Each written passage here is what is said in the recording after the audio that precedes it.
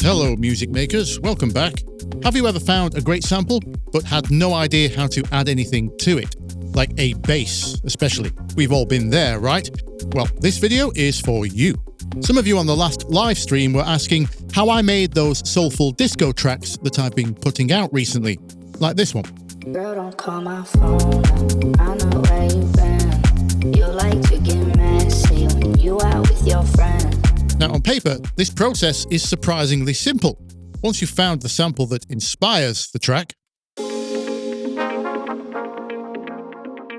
it's a case of adding a couple of drum loops, putting a bass line to the sample, and then finding a vocal. You like to get messy when you out with your friends. That's it. I'm not scared to say that I'm into. Essentially, a good 75% of these tracks are samples. However, I'm sure many of you are screaming at the screen already. It's that third part that's impossible for most people. Knowing what music you can add to the sample. I would argue this is one of the most valuable skills in making tracks. How did I know what bass notes to put? Yes, the sample has the key written on it, but that doesn't tell us anything about the chords or movements going on within. How did I know when to change? Well, I'm a freak. I've been practicing that since high school. Now I can listen to any sample and automatically tell you what the chords are in it, or if there are any chords at all, what the scale is, the key, the melody, etc., etc. It's all automatic to me now. Now, if you asked me how to do that a couple of years ago, I would have just said, you need to practice musical ear training, like I did, and it's going to take a few years. But today, things are a little different.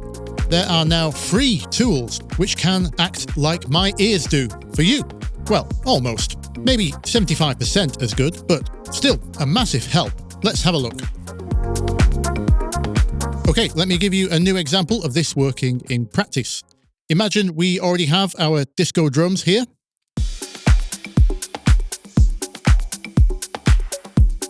If you don't, then I certainly recommend a service like LoopCloud or Splice. These were very fast to find. Speaking of which, looking for our signature sample under disco here, if you search terms like melody stack or song starter, lo and behold, the very first search result is this.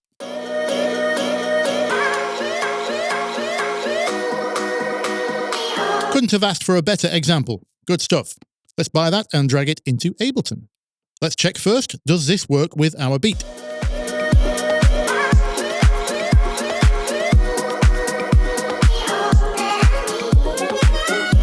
Good stuff. Definitely working for me. Right, so how do we put a bass to that? If you go to this website, SampLab, they have a chord detection page. Not sponsored, by the way. I just found this myself. We simply drag our audio into here. The free version has a limited length, but I only need the first half of this loop as it basically repeats twice. Let's just find the correct loop point. Close enough for jazz, as they say. Let's hit detect chords. Voila! There we go. There's the names of all the chords in the progression. Now, if you don't know your chords, don't worry, because to make a bass part, we don't need chords. We just need to know the name of the root note. Let's zoom in here. By the way, you can hold Control and use your mouse wheel to zoom in and out horizontally if you need to uncover any of these names.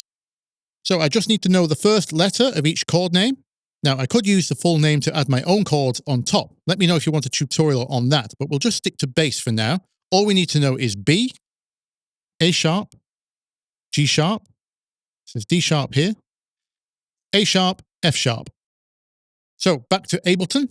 I've got my bass instrument ready to go. Here's a good free one, Ample P-Bass Lite. P-Bass is short for precision bass, which is a classic Fender bass, which is great for disco. So our loop is this long. I can hear the first change is there. So the first note we put in is B. Let's find one of those. That sounds good. Let's start there. Just going to mark it with single notes for now. Make sure this all fits so we can tell if the software was lying or not, because sometimes it's not perfect. So just going to put each note roughly where it said there were changes. Also going by ear, listening for when I can hear a change. It was basically something like this. So let's just listen, see if this fits.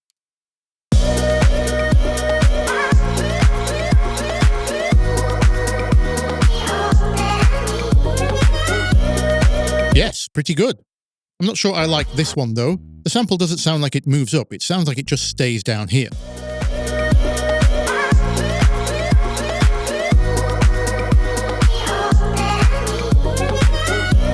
Yes, that's better, like that. Even if we left that note in, it's not the end of the world, it still sounded fine, as you could hear. So, now all we need is a rhythm. I do have a dedicated tutorial on writing bass lines if you want to know more details. But for now, for disco, I'm just going to swap octaves here and there. I'm not going to use any different notes to what it said. You can already hear where I'm going with this. Let's shorten this note.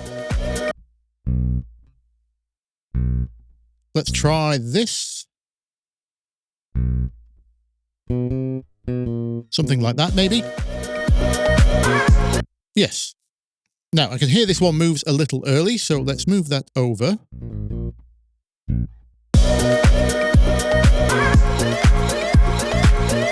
Nope, I've got that wrong. It moves even earlier than that. So let's move some notes around. Like that.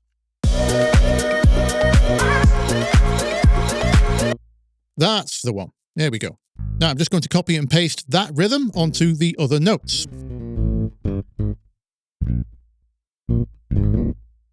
Okay, let's check that. Remember, this is just the notes that Samplab told me.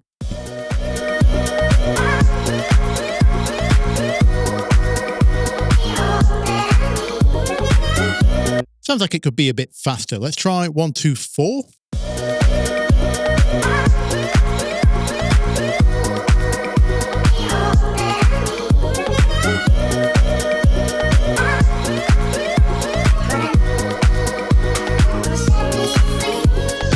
And there we have it. So now you know how to put a bass to any sample.